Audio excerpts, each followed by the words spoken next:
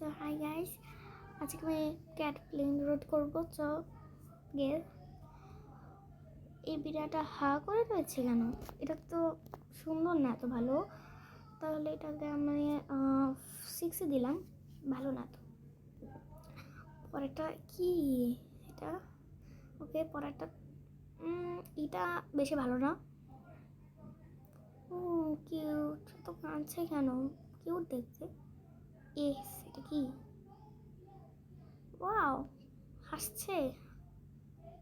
You 9 দিয়েছে কেমন হচ্ছে? এমনিতে